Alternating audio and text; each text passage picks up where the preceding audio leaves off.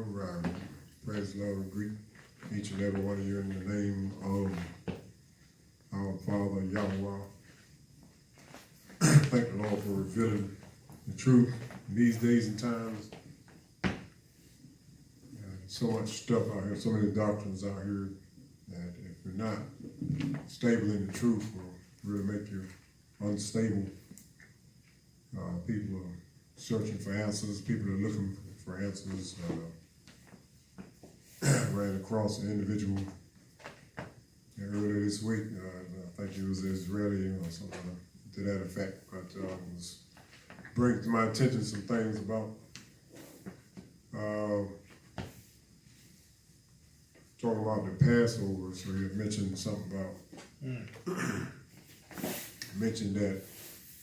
Was I aware that Apostle Paul and apostles and things and was keeping the Passover? So I had, see, here's the thing where we, and thank the Lord for his platform, blessing us to open our understanding that we might understand the scriptures, and be able to line it up, line the old with the new, and know what's done away, what's still into play. So I was able to respond to this individual. So I told him, I said, well, we have to understand, get an understanding of the scriptures.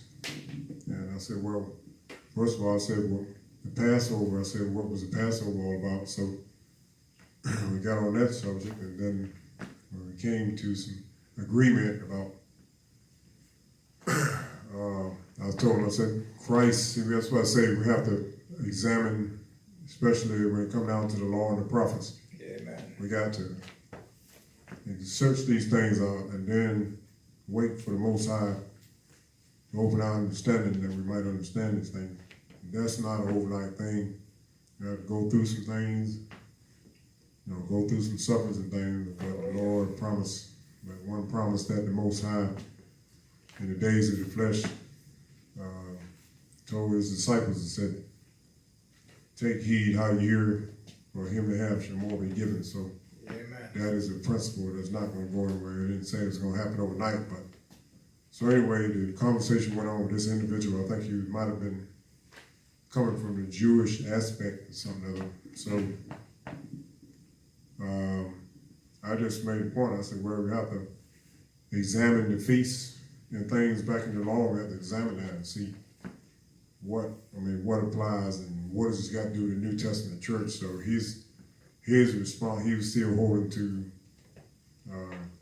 that the Apostle Paul and other apostles was keeping the Passover. I said, okay, well, we got to get some. I told the individual we got to have spiritual revelation on the understanding the mystery. Amen. So in this particular time, he didn't know what I was talking about. So he had no response to that. He still kept holding to talking about keeping Passover. I said, well, I just explained keeping Passover. So if Christ was that lamb without blemish and spot, so he is, according to 1 Corinthians 5. That's why I say you got to have in-depth understanding when it comes down to these scriptures. And it will stabilize you to the way he said, because Apostle Paul, his yearning for the Israelites, for the people of God, was that they would be established in the truth and settled and grounded. So when you get to that point, you're not going to be shaken by some doctrine that comes around and sounds something that sounds good or whatever, even. So anyway, I said, okay, if Christ, according to 1 Corinthians 5, Apostle Paul, the apostle of the Gentiles, we keep Passover, and that lines up with the law, so we have to line this up with the New Testament church. So Christ, according to the scriptures, was only killed or crucified once. Right, so it's not going to be a continuous thing. So Apostle Paul said, 1 Corinthians 5:8, and we can start there, because we are bringing issues up because in this particular instance, we're bringing up that, but it's also some other issues we address, because there's a lot of doctrines out here, and if you're not sound in the faith, can cause you to waver and shake you. There's a group called the Hebrew Israelites, which is kind of a big thing over here in the States now. This particular doctrine is they're holding the doctrine of saying that the real Israelites were the one that was brought over on slave ships and all this stuff. See, then we got to go into some in-depth things on that, but so they're saying the true Israelites were Hispanics, Dominicans, and Puerto Ricans, Native Americans, African Americans, everybody but the white man. So it's a lot we want to address with this platform. Thank you, Lord. We examine what it is that people are saying, what are they pushing, what kind of doctrine they're pushing. We examine it, put it under the microscope, you know what I'm saying, according to the Lord, open our understanding to bring clarity, first of all, with that doctrine. Before we get into 1 Corinthians 5, I want to talk about, so the doctrine, this doctrine is trying to say Esau is the white man. So we want to address things. I listen to a lot of stuff on YouTube, and you have to know what you're going up against nowadays. You can't be ignorant to what's going on. There's a lot of doctrines out here, and you really have to.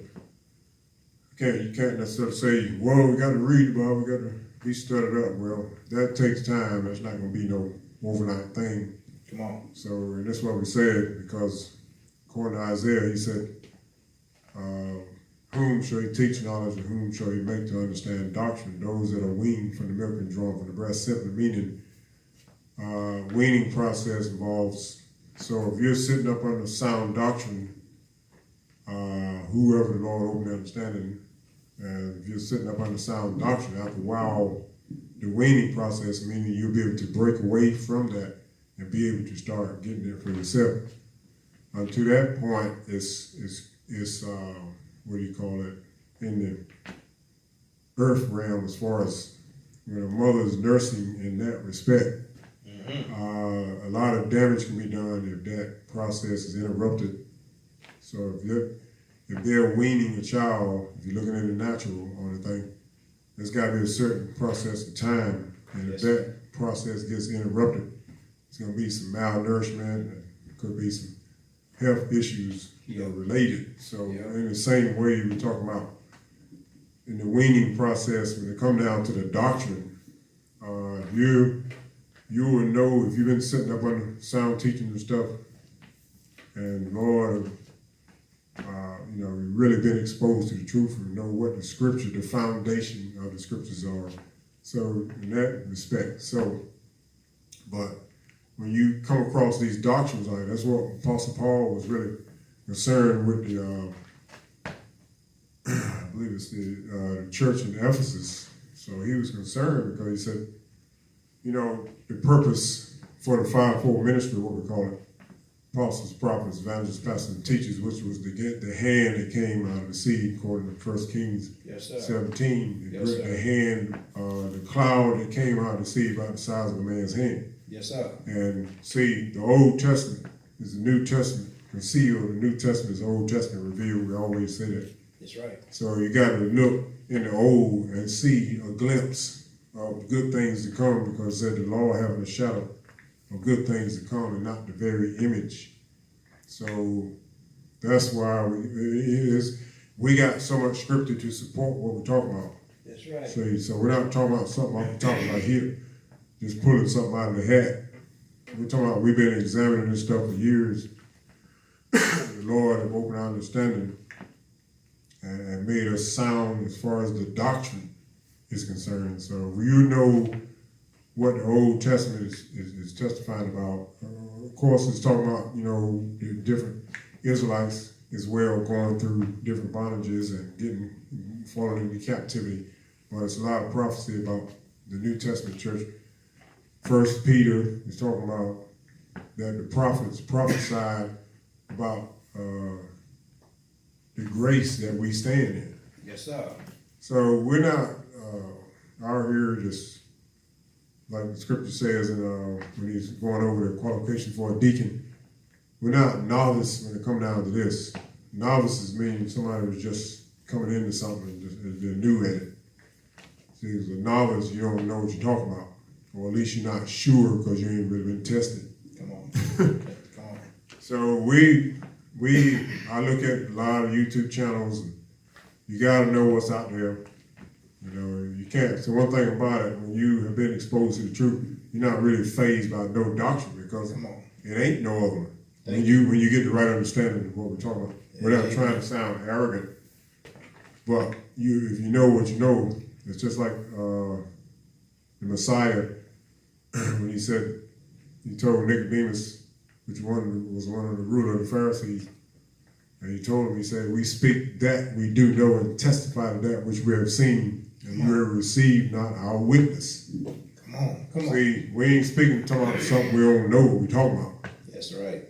See, you gotta know, thunder shout out, you gotta be persuaded within your spirit and know what this is teaching. When you know what the foundation of the scriptures is talking about, then you can be stabilizing it. So anyway, some of the doctrines, so if you examine the one we're talking about, so there's a lot of black groups out there. I mean, you can pull this up on YouTube channel and everything. First of all, when you look at number one, in the scriptures in the Acts, it says that the Lord made of one blood all nations to dwell on the face of the earth. So that one scripture right there will tell you the white man is not the devil. Come on. See, you gotta, and then taking the scripture when it's talking about Esau when he was born. So first of all, it said Jacob and Esau were twins. All right, so you're not gonna have one person black and one person white coming out of the same womb. There, that's not going. I haven't seen that. I mean, maybe somebody can correct me if I'm wrong. Most twins I know, you pretty much will be just about the same color. So Jacob and Esau, when it came down to Isaac and Rebekah, Jacob, the twins were wrestling. So you got to look at the origin of what we see out here now and what's going on, because Jacob and Esau was at war from the womb. They were wrestling, and so see, it's a prophecy, and it's foretelling the events that's what's unfolding now when it come down what's going on in the Middle East as well. So the two twins were wrestling in the womb. So Rebecca went to inquire of the Most High why this was so. She couldn't understand what was going on. There was a wrestling, of these two individuals, and they're at war now. Jacob and Esau. So they're at war now. So that's what you have. And we talked about a few sessions ago about Esau was rejected because he had sold his birthright. Now, whether people want to say he was, and we went over that earlier. So if you value something, you're not going to give it. Like, for instance, you might be down and out. You might have lost your place, or you might have lost a car or automobile or whatever. Might have lost a relative or something. Something that you really value is like, well, you're going to hold to that regardless of the outside conditions, whether something happened to you or whatever, but it's something that you value. You're just not. It's like, no, I ain't giving this up, because then you might have some kind of something that was passed down in your family. It's like, no, we can't let this go because this is all I got. Yep. So that's what we're saying. So nobody's going to con you out of something that if you really value it, you're not going to get. So I don't agree with somebody saying Jacob was a trickster. Well, if you want to say whether he came in that particular manner to get the birthright out of it, but I still say, we still hold to this, that you're not going to give something up that you value. So it's a twofold thing. He might have wanted the birthright, but then if Esau would have said, well, no, this is all I got, because I'm the eldest son. But see, it was already prophesied when those two individuals were born. He said, the Most High said that the elder shall serve the younger. So that's how it played out. Amen. See, See, so he said, Jacob have I loved, but Esau have I hated, which is a prophecy about these two individuals. So in this respect, and this is what we're going back to the origin of this, because these Hebrew Israelites, the groups out here now, there's a lot of groups out here, and if you don't get an understanding of what we're talking about, and some of these doctrines will throw you. So, all right, Esau, it says, when he was born, it says, let's see if we can find the scripture. It's in Genesis. We want to cover some doctrines, examine them, put them on the table, and everything, because some of this stuff can make people unstable. So I want to say this. Let's see if we can find this.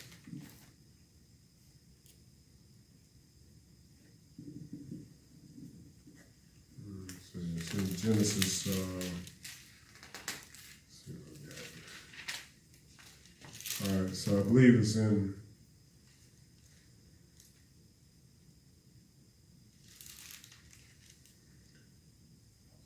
All right, this is okay. We're gonna look at Genesis 25. All right, so Genesis 25, verse 20. We want to get some origin. So we always say, still we say in Isaiah 28 about the word of the Lord is line upon line, precept upon precept, here a little, there a little. It's also mentioned in the book of Jasher about what would happen here. So, and here it's talking about,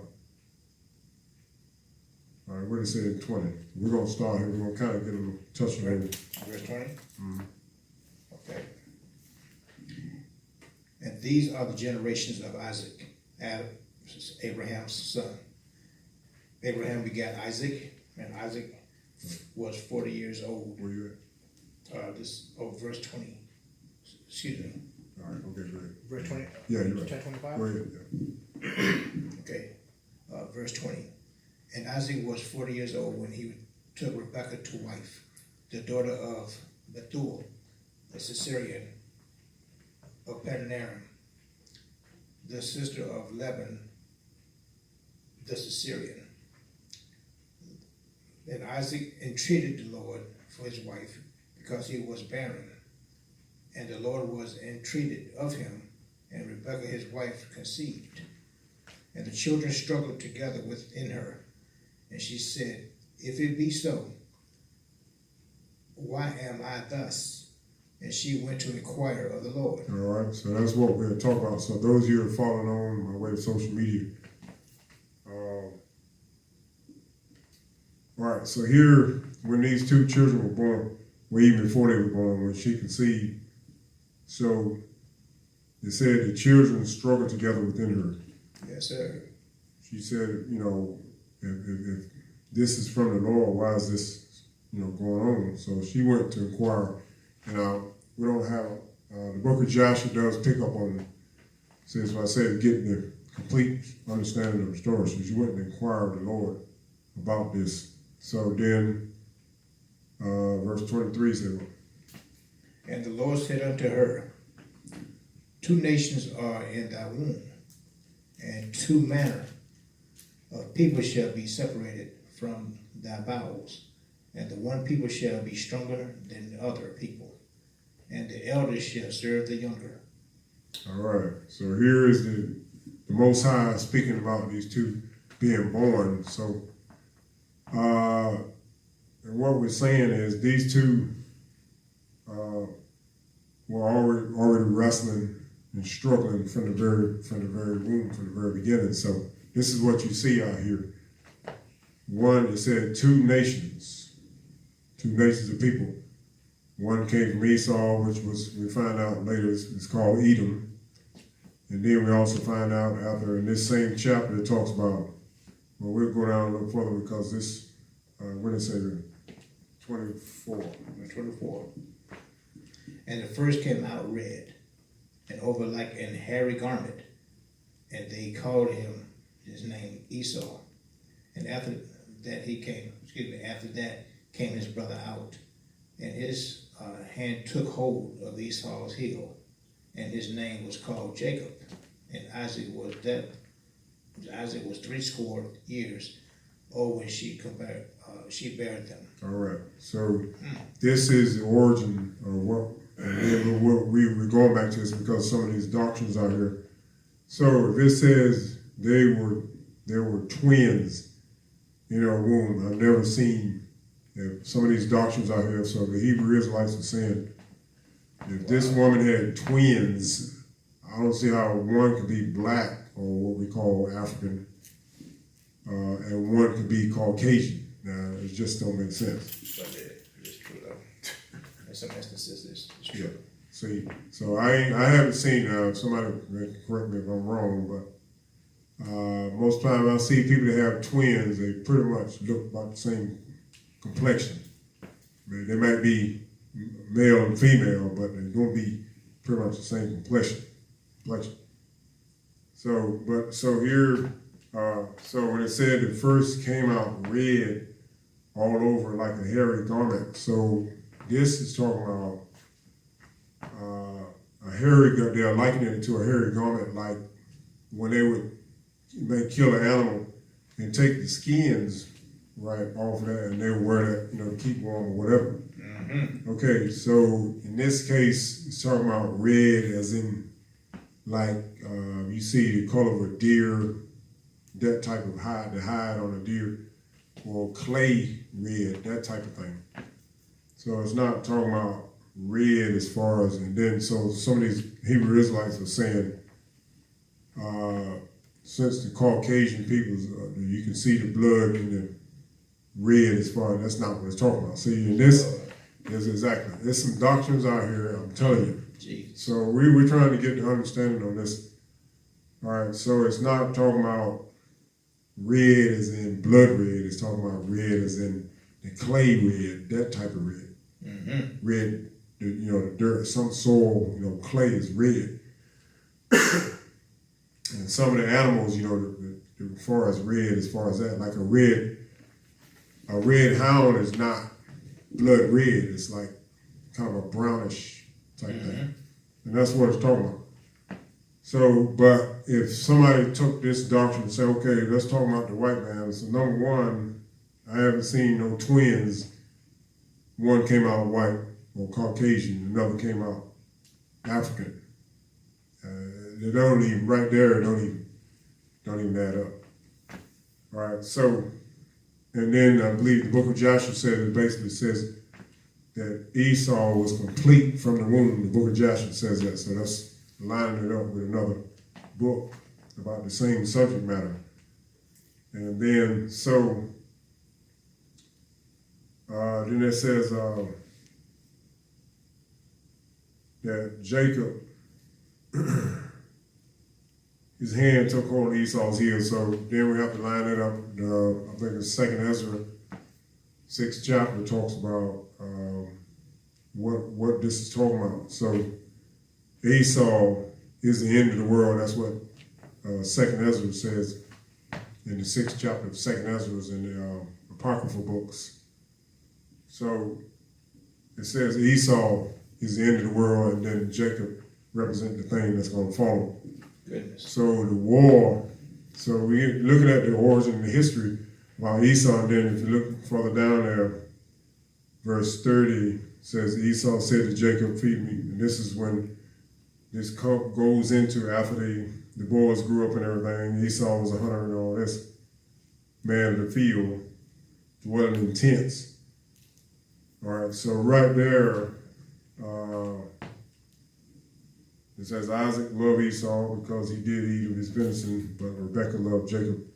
Jacob saw pottage and Esau came from the field and he was faint. So here is where the thing went down, where Jacob told Esau to sell his birthright. So Esau said, behold, I'm at the point to die. And this is, see, now here's what we're examining. Verse 32 says, this is what Esau's reply was. I'm at the point to die. What profit shall this? See, that tells me that you didn't value what you had. Wow. Or could have been a thing where you don't know what the value of it is. See, this is what we're saying. I think we talked about that a while back. If you don't know the value of your salvation and what your heritage is, your inheritance, then you might let it get away from you because you don't know, it don't mean anything to you. You might not know the value. That's it. See, that's what he said. He says, what profit shall this birthright do to me? In other words, ain't nothing it's going to do for me. I'm sitting here about to die and perish to death. And so this is what we're saying. We're getting the background of this. And even this, Genesis kind of gives you a generic about this story, but we have to search the other scriptures and I don't have the separate Bible. There's more to this story than just that, because Genesis kind of sums up certain stories. But then that's why the scripture says here a little and there a little. There you go. So this is only part of the story because there's way more to it than what Genesis kind of sums up and said the boys grew and all. But then the book of Joshua goes into a lot of detail about this particular story right here. So but we're just trying to get some background on some of these doctrines out here. So for one, Esau can't be Caucasian and Jacob can't be African descent. It don't even make sense. Because if you go back, okay, first of all, Abraham and Isaac. All right, so Abraham had Isaac and Ishmael. Ishmael was born by an Egyptian, Agar. All right, so that's where, and then the scriptures tell us in Joshua, that's where the Arabs come from. Arabs come from the Ishmaelites. So then it also makes a point in the other scriptures that Esau married into that lineage because he married one of Ishmael's daughters. Mm-hmm.